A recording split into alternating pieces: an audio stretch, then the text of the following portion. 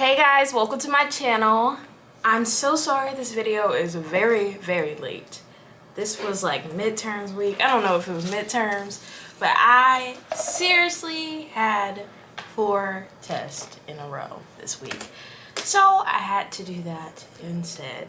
I finally watched the Euphoria episode, and I first want to talk about the main thing of the episode, which was Fez and Ash.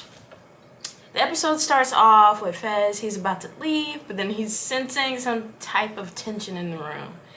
And Faye's boyfriend, I still don't know his name, I'm sorry y'all. But anyways, Faye's boyfriend starts talking about Mouse's death and everything. And that's when you see Faye finally start to speak up. She drops her cup, she acts like she's gathering stuff, and she pretty much tells Fez silently that he should be quiet and that he shouldn't say anything, and kind of insinuates that they are being recorded in some way and that the police are coming. That's what Fez got from everything. Anyways, everything kind of goes south because of Ash. Because Ash is hard-headed. Ash went and stabbed the guy in the neck, so then killing him. And Fez took the phone, put it in liquid, but that was the wrong phone. Because the guy, he put another recording device on the side, and then he had it on his phone as well.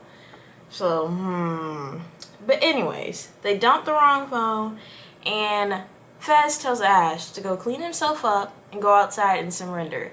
Because he is not going to let Ash go down for this.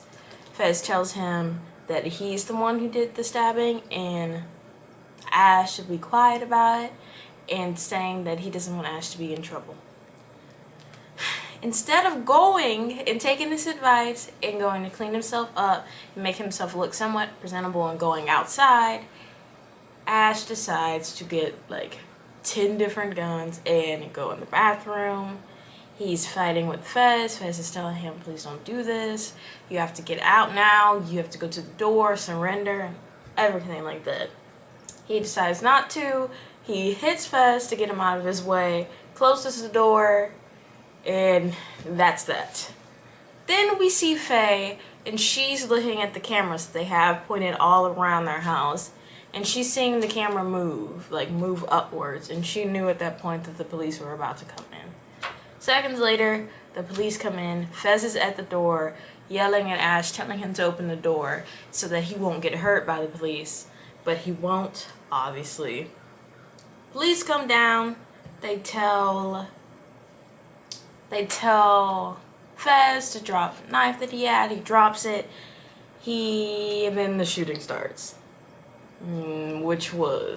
That part had me riled up. Like, I was watching it and I was like, I can't even write anything right now. I need to watch this whole situation.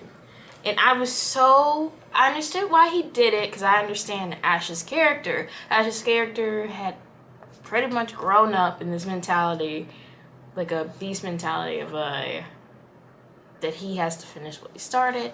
He loves his brother, and he's just trying to protect his brother. I know that's where he's coming from. But Ash was so hard-headed. Like, there was no need for you to do all that. The cops are shooting at him, he's shooting back. I was like, Ash, you're like 12. Don't do this. Please don't do this. But he did it. But then I want to point out at the end of their scenes, we see the red dot go up to his head, and then you hear the gunshot. But Sam Levinson is a sneaky person.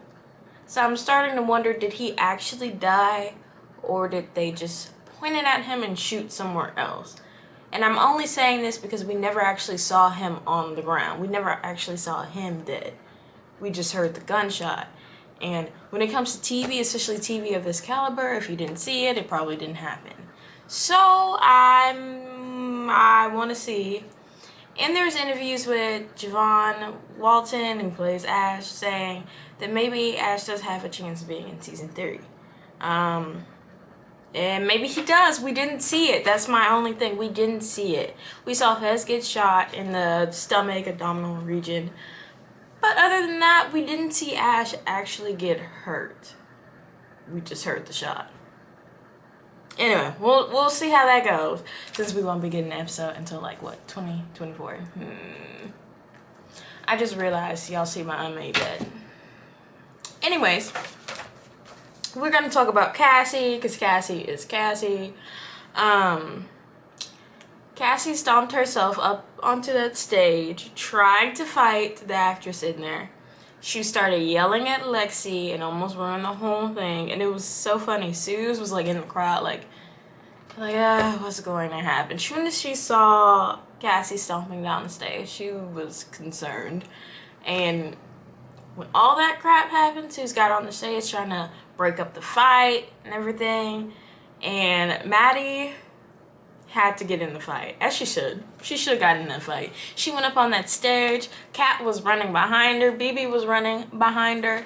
And she got a good slap in. That was a good, hefty slap. I was thankful for that slap. I wanted to see more of the fight. I'm mad I didn't see more of the fight. Pretty mad. I needed Jerry Springer. That slap gave us Jerry Springer, but I needed some good mess. Some good lighthearted, just a good old fight. I needed a fight. Anyways, we saw that slap. We see Maddie run down the stairs towards her and slam her into the wall. Love that. And then at the end, we see the aftermath.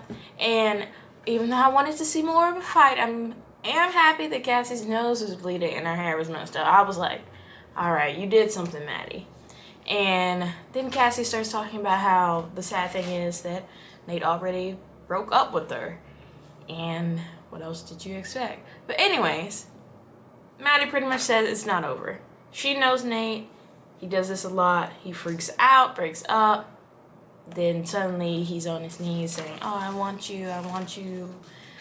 He's just back and forth.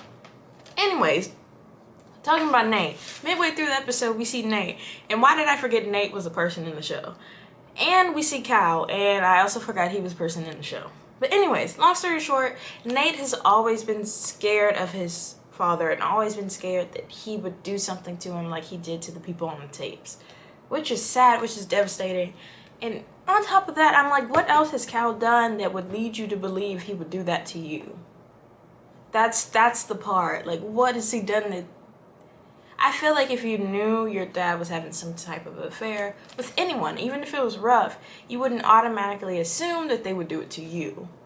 Maybe you'd be scared for your parent, that they do it to your parent, whoever their spouse is, but you wouldn't necessarily be sad about you. I don't know. Anyways, Nate drops a bomb. He shows him a flash drive with all of Kyle's tapes on it. And we also see that Nate turned him into the cops. Whoa. I was like, your own daddy? I was like, oh, okay. I feel like this is unnecessary for the episode, because we haven't seen Cal since episode 3 or 4. Like, he peed on the ground and left. He dipped. I really feel like it was unnecessary to see it, because it's like barely in the storyline anymore about him in these tapes. But anyways, we're gonna jump to the end, and I'm gonna go over a few things that I loved that weren't big enough for me to like fully dive into. But anyways, one thing I loved about this episode was getting to see Fez's and Lexi's relationship. You see their friendship, you see them talking about what they want out of life, talking about their goals or their interests, and they're just talking and vibing, and it was cute. It was fun. I also like that Rue went to apologize to Elliot, and she said that he accidentally saved her life by snitching.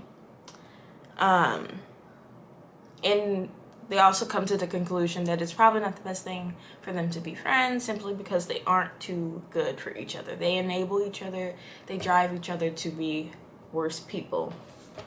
I also like the part where Rue leaned back and cheered Lexi's name, and everyone else started cheering her name.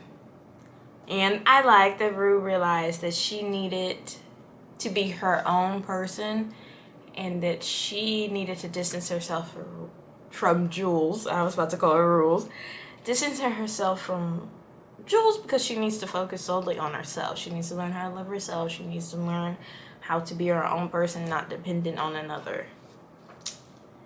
But yeah, overall, it was an okay episode.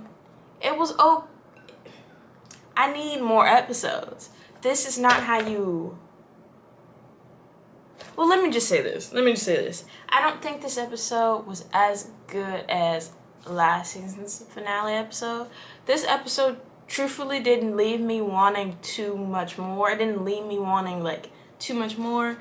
I didn't like how it ended in the sense that it just looked like a documentary. You hear her talking in the background and everything, and then you hear the song playing. I just didn't like that it looked like a documentary. It looked like they were like, the studio space is over today, so we're gonna shoot something. We're gonna call it a day. I didn't like that. It looked sloppily put together, like this video. Anyways, oh yeah, okay. I just wrote down some random thoughts in my head. There's so many unanswered, like, plot holes from the first season and from the second season. One, what happened to Lori? Because Rue still owes her money. Even if the mom flushed it or got rid of it, Rue still owes that money, and now she's alive. How is she gonna get this money to Lori? Was Lori one of those people that the police went to and raided as well? Like they did Fez's house? Or what happened with that? We haven't seen Lori since episode 5, I believe. Something like that. What happened to Fez and Ash? What exactly are they gonna bring Fez into the, like, police station for? Yes, the drugs. Yeah. But, like, other than that, he didn't commit the other stuff, but he did kind of inadvertently cover it up. And is Ash actually dead? And then this is a plot hole that I just thought of randomly from, like, the first season. Kat. We know the rumor that the actress who plays Kat had problems with Sam Levinson, and they kind of got into a little tiff, and that's why her character's screen time was cut significantly. But you remember in the first season, it was like the last episode of the first season, and she's dancing, and there's a person in the background breathing, and it was obvious that the person was recording her. Who was that person? I still would like to know who that person was, because I was thinking maybe it was like Nate trying to bribe her for something. And then afterwards, it just, her storyline got dropped. You barely saw the video thing. You saw it one time during the second season, and it was only for like 5 seconds. And her character's trash now. She's only there to aid Maddie, to be completely honest, which again doesn't add up with who she was in the first season, because she's finally coming into her own. She's finally doing her own thing and trying to find herself and be that girl. And Sam just stifled that. I'm still a little mad at that. But anyways, I'm happy that Lexi got more screen time this season, and I'm very much happy that Rue and Lexi are talking more. So hopefully that stays. Hopefully, I don't know. This wasn't my favorite episode. Episode 5 for this season definitely takes the cake. But anyways, I hope you guys like, comment, and subscribe. And comment down below if you want me to do videos about some other show.